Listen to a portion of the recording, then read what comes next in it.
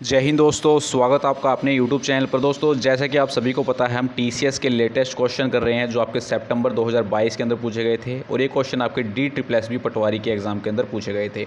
एक शिफ्ट हम already discuss कर चुके हैं, आज हम करेंगे सेकंड शिफ्ट और इसके अंदर जो आपके पावर पॉइंट के क्वेश्चन थे वो मैंने यहाँ पर निकाल दिए हैं और जो क्वेश्चन आपके बच गए हैं इंपॉर्टेंट दिल्ली पुलिस HCM और AWTPO के लिए, वो मैं आपके लिए यहाँ पर लेकर आया हूँ। और साथ ही में दोस्तों, ऑफ़र चला हुआ है टेस्ट सीरीज के ऊपर। अगर आप ऑफ़र का बेनिफिट उठाना चाहते हैं तो आप NAV10 कूपन कोड का यूज़ करके 10% का डिस्काउंट ले सकते हो। आप सभी को पता है टाइम बिल्कुल कम है, इस बचे हुए टाइम के अंदर हमें ज़्यादा से ज़्यादा प्रैक्टिस करनी है और काफ़ी दिनों से आपकी डिमांड थी कि सर ऑफ़र लेकर आइए, तो हम आपके लिए ऑफ़र लेकर आए हैं। नवरात्रि का ऑफ़र रहेगा आपका, जिसके अंदर आपको 10% का डिस्काउंट मिलेगा, ठीक है। और वहाँ पर आपको सारी कंप्यूटर क्विज़ प्लस में मॉक टेस्ट देखने को मिल जाएंगे। तो फटाफट जाइए, रैंकर्स IQ एप्लीकेशन को डाउनलोड कर सकते हैं, जिसका लिंक आपको मिल जाएगा डिस्क्रिप्शन बॉक्स के अंदर। चलिए स्टार्ट करते हैं। क्वेश्चन नंबर फर्स्ट है आपकी स्क्रीन पर। काफ़ी आसान क्वेश्चन है और प्रिंटर्स की टाइप हम TCS के 400 MCQs जो हमने डिस्कस किए थे, जिसका लिंक आपको मिल जाएगा डिस्क्रिप्शन बॉक्स के अंदर, उसमें हमने डिस्कस कर रखे हैं सभी प्रिंटर्स की टाइप्स को, ठीक है। तो वो वीडियो देखिए, काफ़ी हेल्पफुल रहेगा। 4 घंटे का वीडियो है, तो 4 घंटे के अंदर आप इंपॉर्टेंट क्वेश्चंस कंप्लीट कर सकते हो, जो कि आपको किसी भी बुक के अंदर देखने को नहीं मिलेंगे, न ही अरिहंत के अंदर, न ही ल्यूसेंट के अंदर। हमारी बुक जल्दी ही आने वाली है, जिसके अंदर आपको TCS का बेस्ट कंपाइलेशन देखने को मिलेगा और ये बुक आपकी कंप्यूटर स्पेशल आपकी कंप्यूटर को फोकस करेगी। कंप्यूटर की रहेगी, TCS कंप्यूटर के नाम से आएगी ये, ठीक है। इसके अंदर आपके जो एग्ज़ाम फोकस रहेंगे SSC CGL और आपका दिल्ली पुलिस कांस्टेबल वाला, ठीक है। काफ़ी हेल्पफुल बुक रहेगी, जल्द ही हम रिलीज़ उसको करने वाले हैं, कंपाइलेशन चला हुआ है। चलिए स्टार्ट करते हैं क्वेश्चन नंबर फर्स्ट को। Printers that print characters and images without physical contact between the paper and the printing machine। वो प्रिंटर्स आपको बताने हैं जो करेक्टर्स और इमेजेस आपके प्रिंट करते हैं, लेकिन इनके अंदर क्या होता है, फिजिकल कांटेक्ट नहीं होता है पेपर और प्रिंटिंग मशीन के बीच में। तो ये किस प्रकार के प्रिंटिंग होते हैं, प्रिंटर्स होते हैं, तो ये होते हैं आपके non impact printers. Option D यहाँ पर आपका राइट होगा। और ये लेटेस्ट क्वेश्चन है आपका DSSB पटवारी 2022 के अंदर आपका ये जो क्वेश्चन था ये पूछा गया था। चलिए नेक्स्ट क्वेश्चन पर चलते हैं भाई। नेक्स्ट क्वेश्चन है क्वेश्चन नंबर सेकंड।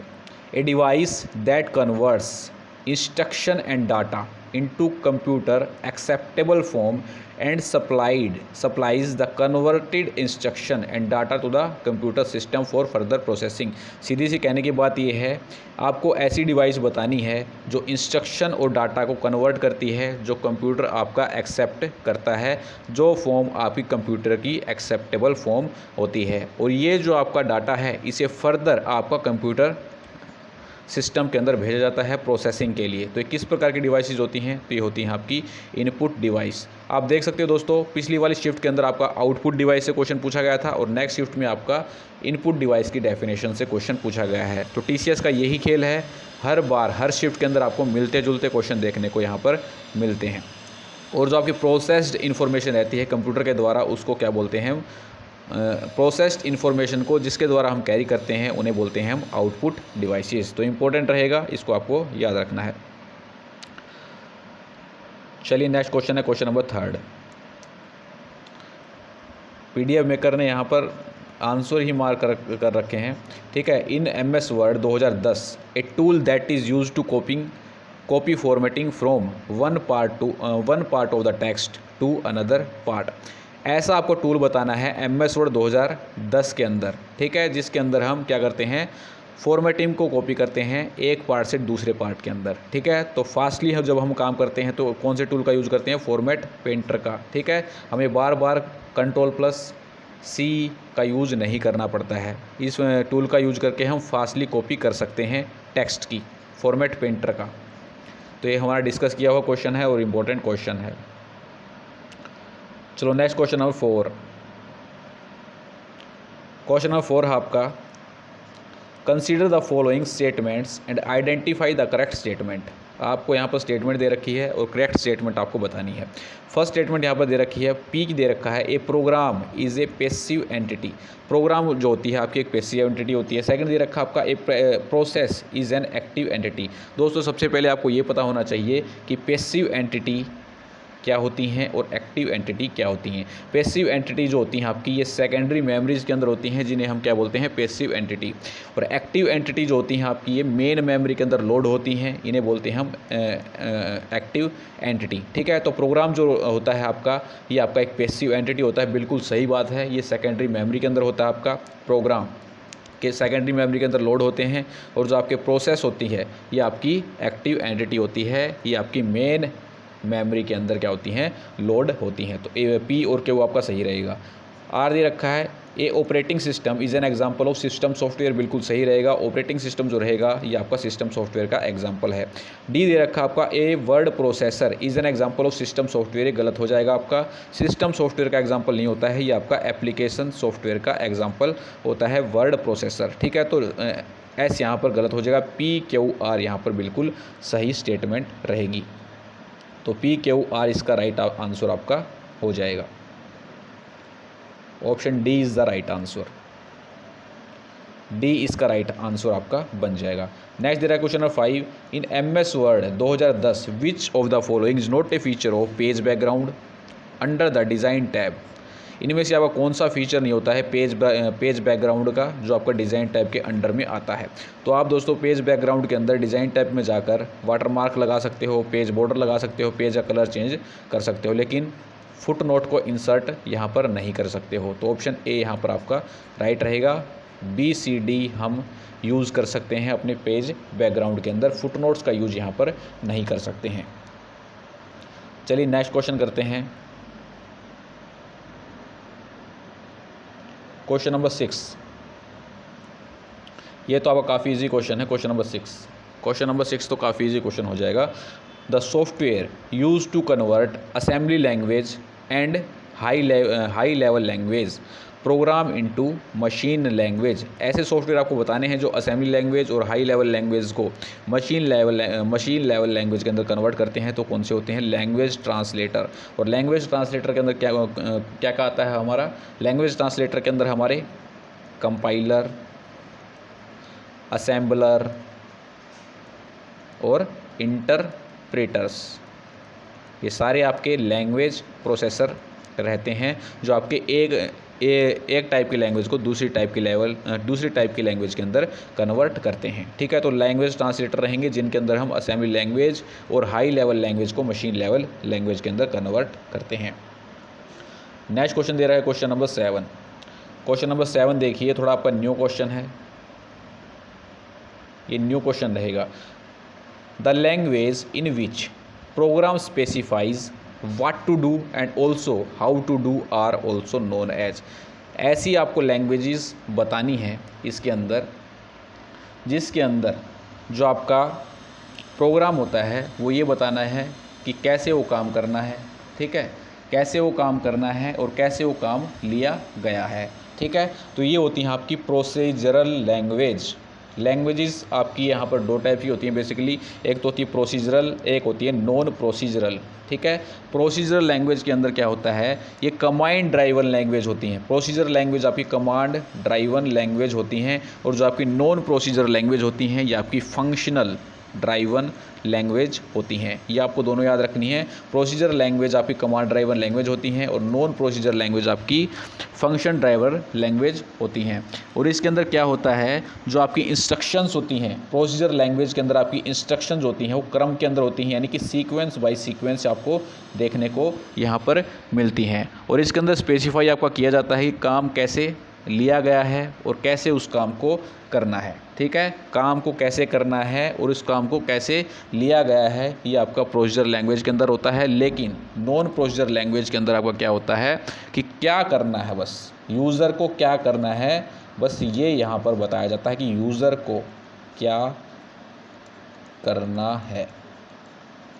ठीक है, यहाँ पर केवल ये रहता है क्या करना है, लेकिन प्रोसीजर लैंग्वेज के अंदर कैसे किया गया और क्या करना है आगे, ये सारी बातें आपको नॉन प्रोसीजर के अंदर देखने को मिलती है, लेकिन क्या करना है ये आपको नॉन प्रोसीजर लैंग्वेज के अंदर देखने को मिलता है। ठीक है, तो इतनी सी थोड़ी सी बातें आपको यहाँ पर याद रखनी है। ठीक है भाई, चलो नेक्स्ट देखो क्वेश्चन, इजी क्वेश्चन है। तो which of the following is not an input device, इनमें से कौन सी आपकी इनपुट डिवाइस नहीं है? तो डिजिटाइजर, माइक्रोफोन और टच पैड, ये सारी आपकी क्या होती हैं? Input device. फ्लोट टच क्या होती हैं? आपके आउटपुट डिवाइस। ठीक है, तो option D is the right answer.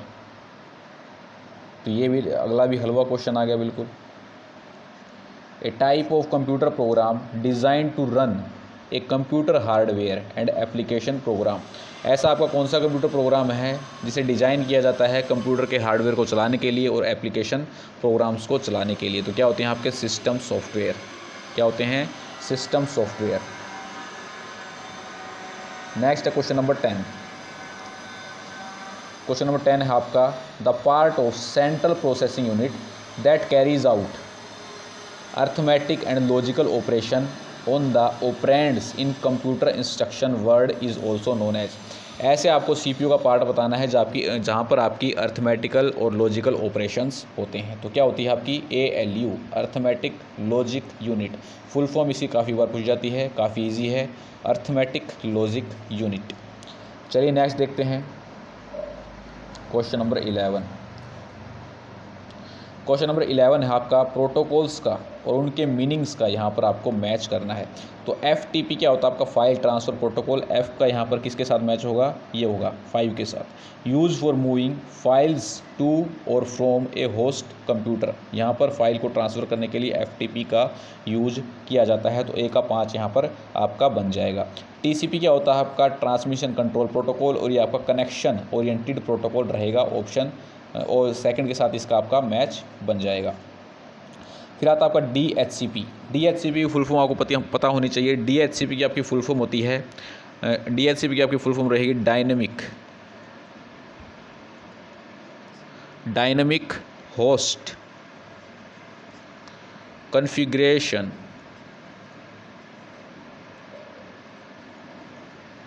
Protocol. Dynamic host configuration protocol. और UDP की फुल फॉर्म आपकी रहती है यूज़र डाटाग्राम प्रोटोकॉल। UDP की फुल फॉर्म आपकी रहती है यूज़र डाटाग्राम प्रोटोकॉल। ठीक है, तो ये इनकी फुल फॉर्म होती है, आपको याद रखनी है। तो DHCP का यहाँ पर मिलान हो जाएगा किसके साथ? 6 के साथ। 6 के साथ हो जाएगा use for the method of automating the process of configuring devices on IPs। ठीक है, तो इसका C के साथ 6 के साथ मैच हो जाएगा। D का आपका पहले के साथ हो जाएगा। जो आपका यूज़र डाटाग्राम प्रोटोकॉल होता है ये आपका कनेक्शन लेस प्रोटोकॉल रहता है। ठीक है, तो A का 5, B का सेकंड और C का 6 और D का फर्स्ट, ये यहाँ पर इसका बिल्कुल राइट आंसर यहाँ पर बन जाएगा।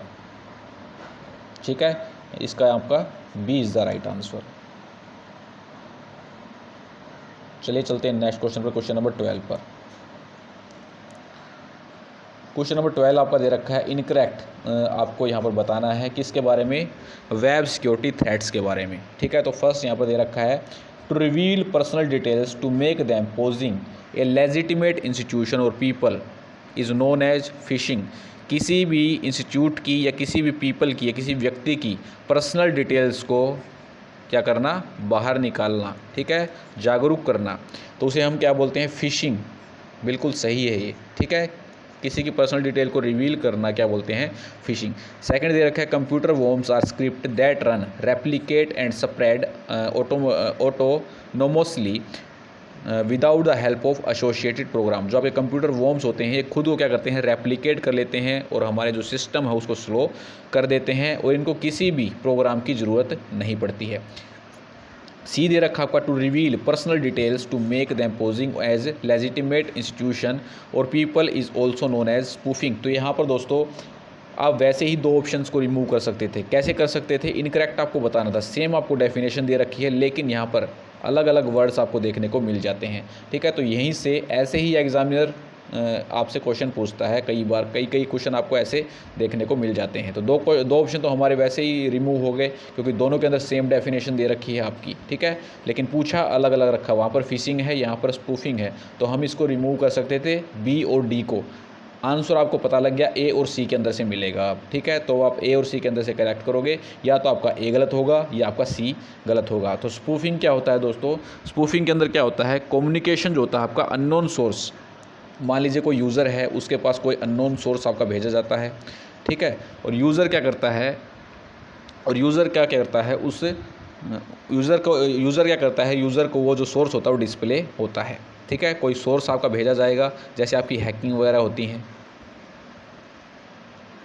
यूज़र के पास कोई आपका लिंक वगैरह भेजा जाता है, वो यूज़र उस पर क्लिक करेगा और वो उसका जो सिस्टम है उसको हैक कर लिया जाएगा। तो इस प्रकार की जो आपकी होती है उसको बोलते हैं स्पूफिंग। यूज़र के पास क्या भेजी जाती है, इन्फॉर्मेशन भेजी जाती है, और फिर वो जो इन्फॉर्मेशन होती है यूज़र को डिस्प्ले होती है, ठीक है। तो ये यहाँ पर स्पूफिंग आपका गलत हो जाएगा, ठीक है, सी इज़ द गलत answer, C is the wrong answer.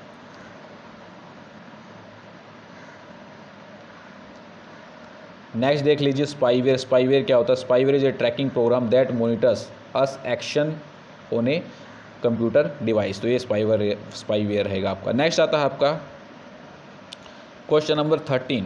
Every web page displayed on internet has a unique address associated with it, this address is also known as. जो आपके वेब पेज होते हैं जो इंटरनेट पर display होते हैं, उनका एक यूनिक एड्रेस होता है जिसे हम क्या बोलते हैं, URL। URL की फुल फॉर्म क्या होती है, यूनिफॉर्म रिसोर्स लोकेटर। इंपॉर्टेंट रहेगा, काफ़ी बार एग्जाम के अंदर ये पूछा जाता है।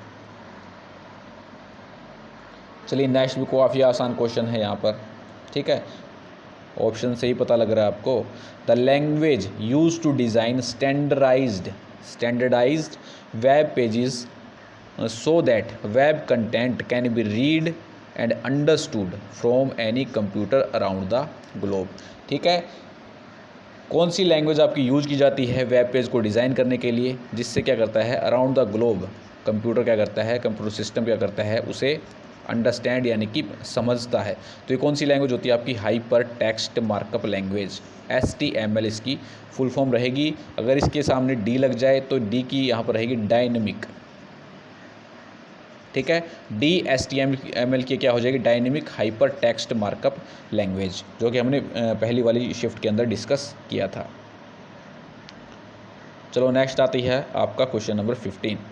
OSI मॉडल की लेयर्स एक बार ज़रूर देख के जाना, सारी लेयर्स, ठीक है, इंपॉर्टेंट रहेगा, यहाँ से क्वेश्चन आपका देखने को मिल सकता है। OSI मॉडल के अंदर आपकी लेयर कौन कौन सी रहती हैं, application layer, presentation layer, session layer, transport layer, network layer, data link layer और आपकी फिजिकल लेयर। और ऐसी लेयर यहाँ पर आपको बतानी है जो रिस्पॉन्सिबल होती है किसके लिए, कनेक्शन करती है कंप्यूटर्स के बीच में, ऑथेंटिकेशन देती है और सिक्योरिटी को इंश्योर करती है। तो ये होती है आपकी सेशन लेयर। ऑप्शन ए आपका यहाँ पर राइट रहेगा। सारी लेयर्स के बारे में आपको पता होना चाहिए, इंपॉर्टेंट रहेगा, एक बार लेयर्स के बारे में ज़रूर आप देख लेना। नेक्स्ट आपका ITU की फुल फॉर्म आपको बतानी है। तो ITU की फुल फॉर्म क्या रहती है, इंटरनेशनल टेलीकम्युनिकेशन यूनियन। ITU की फुल फॉर्म क्या रहेगी, इंटरनेशनल टेलीकम्युनिकेशन यूनियन। चलिए नेक्स्ट क्वेश्चन पर चलते हैं भाई, ये इंपॉर्टेंट क्वेश्चन रहेगा। कीबोर्ड शॉर्टकट आपको बतानी है जो आपका क्या करती है, लिंक इंसर्ट करती है किसके अंदर, ईमेल के अंदर। ईमेल के अंदर लिंक इंसर्ट करती है, उसके लिए कौन सी कीबोर्ड शॉर्टकट होती है अभी, Ctrl+K का यूज आप किया जाता है लिंक इंसर्ट करने के लिए। लिंक इंसर्ट करने के लिए आपको Ctrl+K का यूज किया जाता है। चलिए नेक्स्ट देखिए,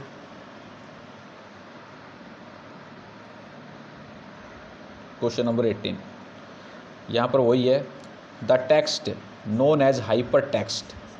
हाइपर टेक्स्ट का को जब आप सभी को पता होगा हाइपर टेक्स्ट क्या होता है, तो हाइपर टेक्स्ट को कोड करने के लिए कौन सी कोडिंग लैंग्वेज का यूज यहाँ पर होता है, तो ये होता है आपका हाइपर टेक्स्ट मार्कअप लैंग्वेज। ठीक है, हाइपर टेक्स्ट मार्कअप लैंग्वेज का यूज हाइपर टेक्स्ट को कोड करने के लिए किया जाता है। नेक्स्ट चलिए क्वेश्चन नंबर 19 पर, सॉरी क्वेश्चन नंबर 19 दे रखा आपका, a service that host websites from clients and provides the necessary facilities to build and maintain a website and make it accessible on world wide is called as। तो ये क्या होता है आपका internet hosting. इसको क्या बोलते हैं आपकी इंटरनेट होस्टिंग कहा जाता है। ये एक पूरा की आपकी सर्विस होती है, ठीक है, जो क्या करती है, होस्ट करती है वेबसाइट को, किससे, क्लाइंट से, और प्रोवाइड करती है नेसेसरी फैसिलिटी वेबसाइट को मेंटेन और बनाने के लिए। तो क्या होती है आपकी इंटरनेट होस्टिंग, इसको यहाँ पर कहा जाता है। चलिए नेक्स्ट आता है क्वेश्चन नंबर 20। क्वेश्चन नंबर 20 है आपका, which of the following is not a network topology. Network topology यहाँ पर कौन सी आपकी नहीं रहेगी। ट्री टोपोलॉजी, मैश टोपोलॉजी और रिंग टोपोलॉजी आपकी नेटवर्क टोपोलॉजी रहती हैं। स्फीयर टोपोलॉजी आपको यहाँ पर देखने को नहीं मिलेगी, ठीक है। टाइप्स आपको पता होनी चाहिए नेटवर्क टोपोलॉजी की, कौन कौन सी टाइप यहाँ पर रहती हैं, ठीक है। नेटवर्क टोपोलॉजी की अगर बात करें तो सबसे पहले आती है आपकी, नेटवर्क टोपोलॉजी के अंदर सबसे पहले आती है आपकी रिंग टोपोलॉजी। तो रिंग टोपोलॉजी के अंदर क्या होता है, जो आपके कंप्यूटर होते हैं वो एक रिंग की फॉर्म के अंदर अटैच होते हैं। नेटवर्क टोपोलॉजी के रिंग टोपोलॉजी के अंदर क्या होता है, एक होती है आपकी रिंग टोपोलॉजी, ठीक है। तो रिंग टोपोलॉजी के अंदर क्या होता है आपका, जो कंप्यूटर होते हैं वो एक रिंग की फॉर्म के अंदर अटैच होते हैं, ठीक है, और इनके अंदर कोई भी मेन कंप्यूटर नहीं होता है।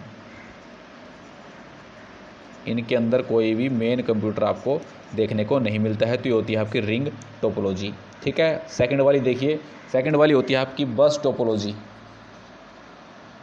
बस टोपोलॉजी के अंदर क्या होता है, नोड्स होती हैं और नोड्स के द्वारा जो आपके कंप्यूटर हैं वो जुड़े होते हैं। बस टोपोलॉजी ये रहेगी आपकी। नेक्स्ट आती है आपकी स्टार टोपोलॉजी।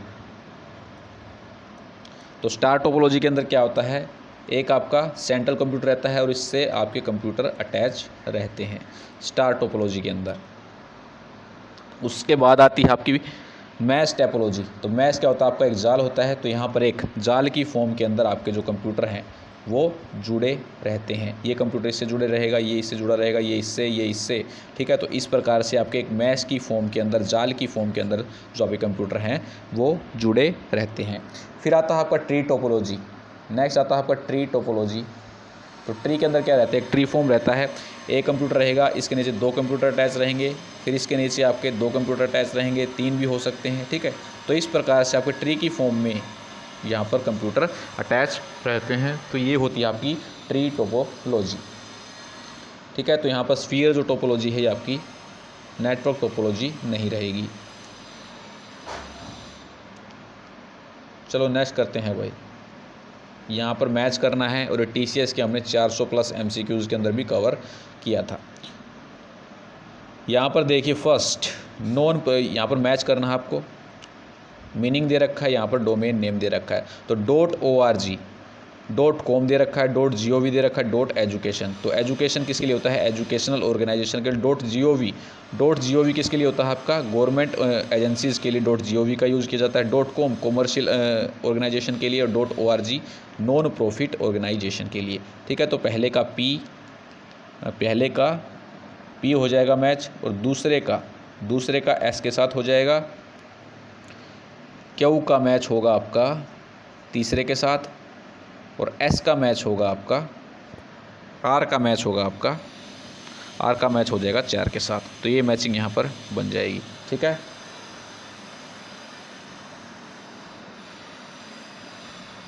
इसका आंसर आपका हो जाएगा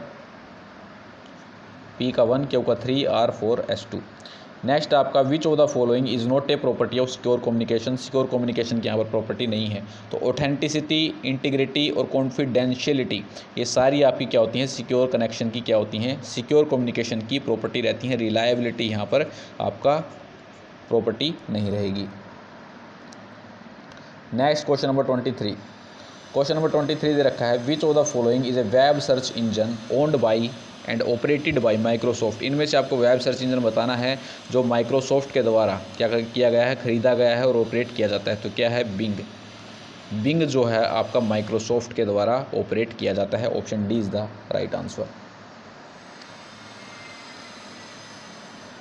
चलिए नेक्स्ट क्वेश्चन बताना है, क्वेश्चन नंबर 24, और ये लास्ट क्वेश्चन रहेगा। और इस शिफ्ट के अंदर से मैंने पावर पॉइंट के क्वेश्चन हटा दिए हैं, ठीक है, इसीलिए कम क्वेश्चन है। वैसे आपके 34 के आसपास क्वेश्चन पूछे गए थे, ठीक है। तो पावर पॉइंट के क्वेश्चन मैंने हटा दिए हैं। तो इस क्वेश्चन को कर लेते हैं। It is primary function to display various web documents to the clients requesting them. तो वेब ब्राउज़र क्या करता है, डिस्प्ले करता है वेब डॉक्यूमेंट्स को, किसको, क्लाइंट्स को, जो वो रिक्वेस्ट करते हैं। जैसे हम वेब ब्राउज़र पर कुछ सर्च करते हैं किसी सर्च इंजन के अंदर, ठीक है, तो वही पेज हमारा क्या हो जाता है, ओपन हो जाता है। तो बिल्कुल सही रहेगा। सेकंड दे रखा है, it transmit an HTTP request to server and gets HTTP response back. ये क्या करते हैं, HTTP रिक्वेस्ट भेजते हैं किसको, सर्वर को, ठीक है, और फिर सर्वर इनको दोबारा से रिस्पॉन्स देता है। तो ये क्या रहेगा आपका, बिल्कुल सही रहेगा ये भी। नेक्स्ट दे रखा आपका, it is an application software for accessing the world wide web and local website. ये क्या होते हैं आपके, एक प्रकार के एप्लीकेशन सॉफ्टवेयर होते हैं, ठीक है, जिनके अंदर वर्ल्ड वाइड वेब का www का यूज़ किया जाता है और वेबसाइट्स का यूज़ किया जाता है कुछ भी फाइंड आउट करने के लिए। तो A, B और C आपके राइट रहेंगे। D यहाँ पर दे रखा है, गलत हो जाएगा आपका। It provides their user with separate area to store website and web pages content in them. ये क्या प्रोवाइड, इसके अंदर बोल रखा है, ये प्रोवाइड करते हैं यूज़र को सेपरेट एरिया कि भाई तुम वेबसाइट को स्टोर कर लो, ठीक है। तो ऐसा होता है कि वेब ब्राउज़र के अंदर बिल्कुल भी नहीं होता है, ऐसा कोई फंक्शन नहीं होता है आपका वेब ब्राउज़र के अंदर। तो D is the right answer, D आपका गलत यहाँ पर बन जाएगा, ठीक है। तो ये सेकंड शिफ्ट थी जो कि हमारी कंप्लीट होगी, और इसकी जो टेलीग्राम पर PDF है प्रोवाइड करवा दी जाएगी, ठीक है। तो D is the right answer, ये आपका गलत यहाँ पर रहेगा वेब ब्राउज़र के संबंध में।